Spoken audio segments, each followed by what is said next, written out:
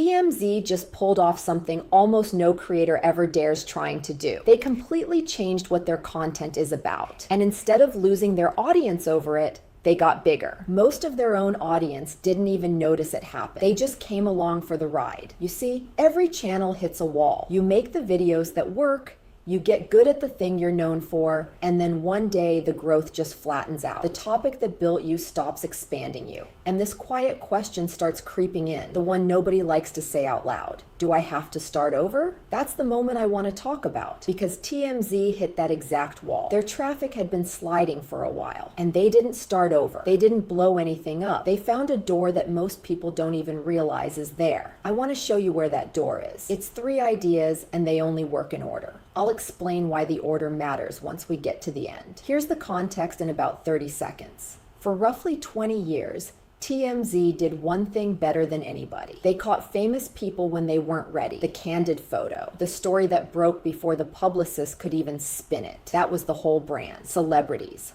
Unguarded, and it worked for a long time until it didn't. Search changed, AI started pulling clicks away, and the thing that built them just wasn't growing them anymore, which again is the wall, the same one you've probably felt. Now, most companies in that spot panic. They chase trends. They water down the thing that made them special. They confuse whoever's left watching. TMZ asked a better question, and this is the one I'd actually write down. What are we actually good at?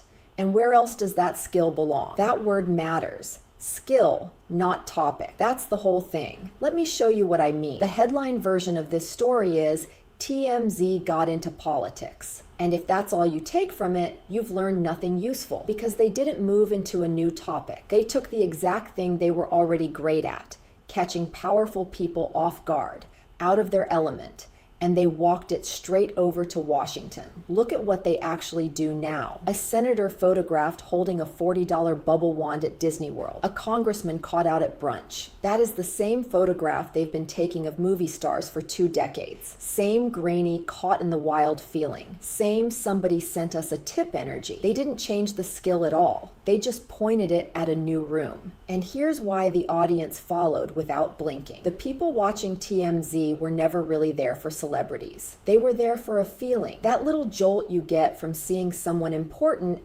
caught being a regular person. Move that feeling somewhere new, and the audience moves with it, because as far as they're concerned, nothing actually changed. So here's the first idea, and it's the foundation for everything else. Your audience isn't loyal to your topic. They're loyal to a feeling your content gives them. And most creators have honestly never stopped to figure out what that feeling even is. They think they're in the cooking niche, or the finance niche, or the gaming niche. They're not. They're in the feeling business. The topic is just the first place they happen to deliver it. Idea 2 is about how they move. And this is where most people would fall apart if they tried it. When a creator decides to expand, the instinct is to announce it. And it almost always backfires, because your original audience feels left behind and the new audience doesn't trust you yet. So you end up standing between 2 rooms with not quite enough people in either one. TMZ did the opposite, and it's so quiet you could miss it. They never let go of the old thing while they reached for the new one. Listen to how they describe what they're doing. They call it the intersection of politics and pop culture. Intersection. That one word is the entire strategy. They didn't swap celebrity coverage out for political coverage.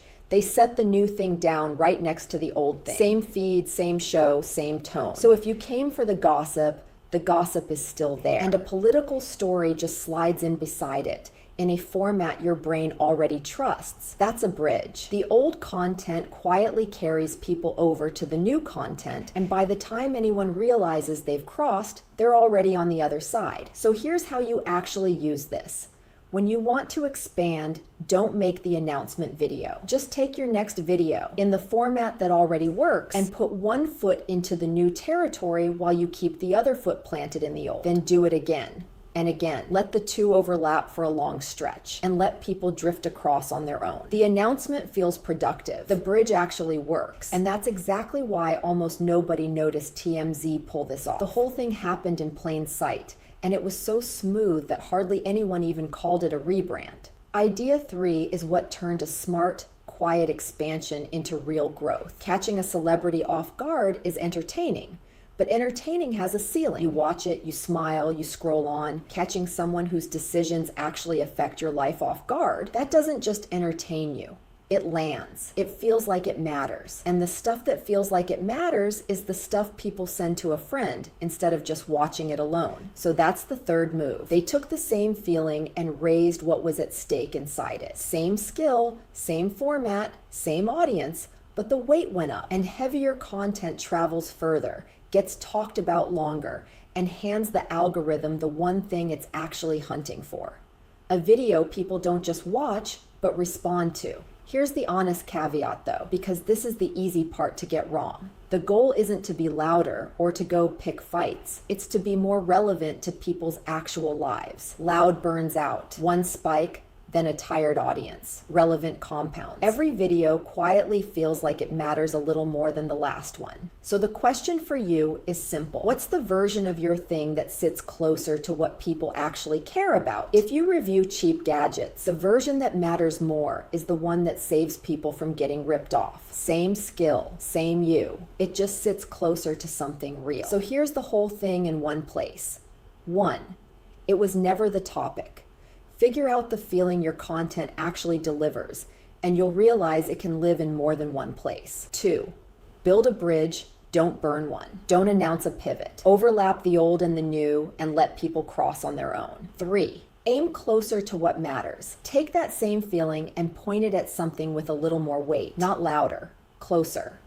And now the order. You can't do 3 until you've done 1 and 2. Because if you reach for the heavier, higher stakes stuff before you understand your real feeling, and before you've built the bridge, you lose people. You're asking them to follow you somewhere serious before they even trust the new direction. 1 earns 2, 2 earns 3. That's what a company most people had written off as a gossip site quietly figured out, while the rest of us were busy arguing about thumbnails and upload schedules. So think back to that question from the start. Do I have to start over? The move is hardly ever to throw out the thing that made you. It's to finally understand why people showed up in the first place and then carry that reason somewhere bigger. TMZ didn't reinvent themselves. They just figured out what they'd actually been doing the whole time. And honestly, most of us couldn't say what we're really doing either. We name our topic and assume that's the answer. It usually isn't. So before you go, one question, and I genuinely like your answer. What's the feeling your channel actually gives people? Not the topic, the feeling. The creators who can answer that in a single sentence tend to be the ones who are about to grow. And I read every one of them. If this was useful,